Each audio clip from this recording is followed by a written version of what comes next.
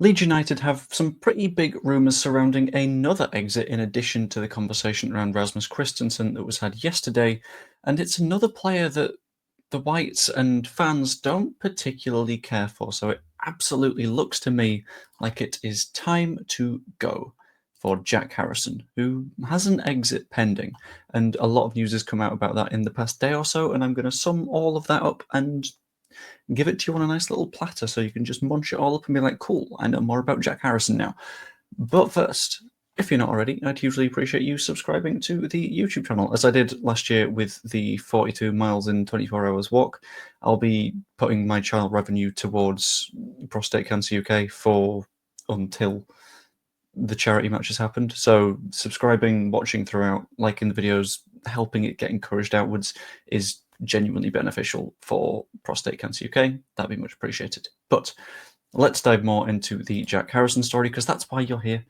And it's been reported by the Yorkshire Evening Post, so you can tell that there's a little bit of something there. There's some actual truth in it, rather than it's been picked up by some website in Mozambique, and then somewhere in Gambia's picked that one up, and then somewhere in Ulaanbaatar has grabbed it, and then suddenly someone in Keighley had a go at it. No, this is actually sourced, which means that it's fairly reliable, built on actual facts and information, and does in fact cite what the club said later on down the line. But it looks like, first up, an Everton move is very much unlikely. Jack Harrison has done very, very little there this season, barely starting under David Moyes, didn't even start when it was Sean Dyche, and they're currently in a situation where they're doing really, really well with him out of the team, which is not really the spot that you want to be in if you're Jack Harrison at the age of like 28, trying to really firmly grasp a spot in a Premier League side.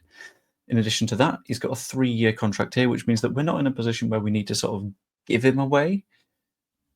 So that means that he's going to potentially have to look at other options. And this is where the news has sort of spiraled and ramped up, because apparently there are discussions about Jack Harrison joining a club in the MLS. Now, before I dive into it a little bit further, the specific clubs in the MLS have not been mentioned, but I'll get into that in a little bit more detail further on.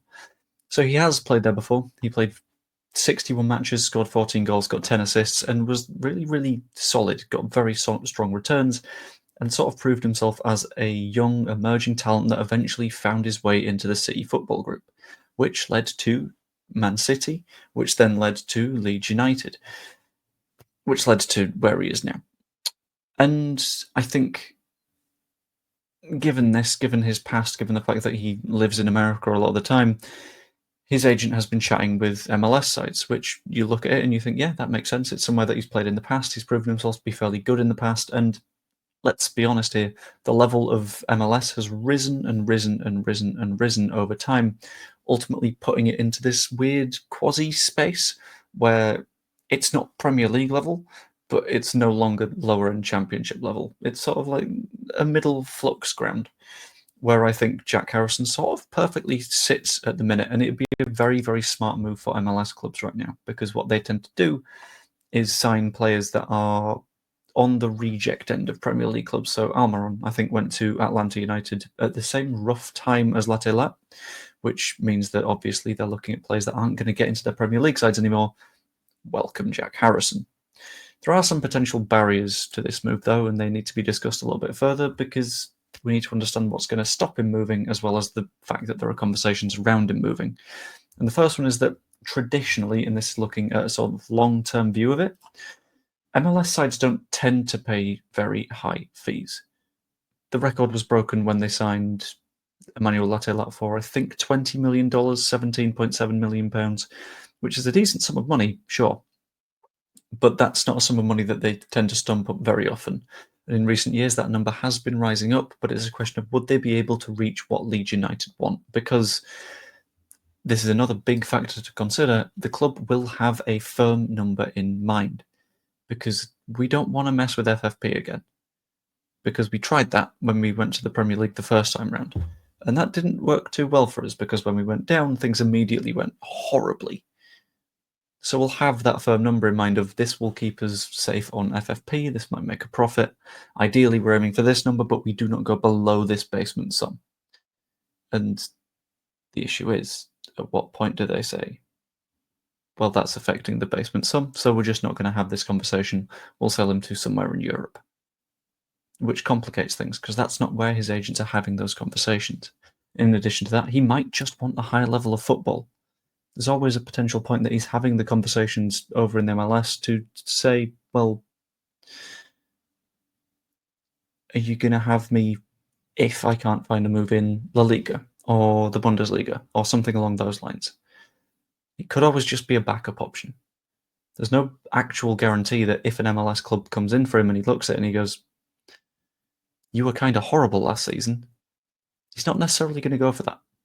So that adds a further complexity. But the club has had their say on this entire situation, and it was very much a sort of PR answer sort of territory, I think, where they said that his future will be decided in the summer.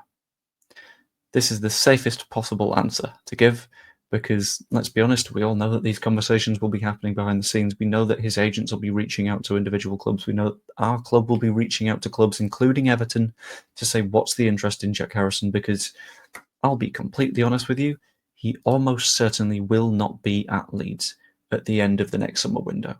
I don't know whether that's on loan or permanent. It works best for everyone if it's a permanent deal, but that's not necessarily going to be the case. But he won't be here because the fans don't really want him back because after he left, he and his family have made some fairly disparaging comments about the club, which is not an ideal thing to do. And I think it's safer for everyone if that relationship just comes to an end now. And everyone can leave a little bit happier and have the memory of Jack Harrison as a reasonably good Premier League winger for us when we had him, that then dropped off severely in quality. Let's be honest, an exit in this situation works for absolutely everyone. And even if we make a very, very slim, like pure monetary loss, as long as we're looking after ourselves on PSR, we're all good. That's what matters. But at the end of the day, that is just what I think. Let me know what you think in the comments down below. I'm always sort of interested to see what you think on these sort of weirder ones. So like the Jack Harrison situation is, he was part of that like beloved Bielsa side, and then he left, which is something that would make you severely disliked. So you got the really, really good thing and the really, really bad thing. So where in the middle ground does Jack Harrison fall for you? Let me know in the comments down below. Like the video if you enjoyed it. Subscribe if you're not yet. That's always really appreciated. And you could also become a channel member if you fancy, or do like super chats and all that kind of stuff, because all of that is also going to Prostate Cancer UK for the Leeds Creator Cup charity match. And a fun little reveal for you. Right now, I'm looking at the trophy for it, but I'm not going to reveal it yet. Haha. Anyway, hope you enjoyed the video. Like, subscribe, all that. And I will see you later. Toodaloo.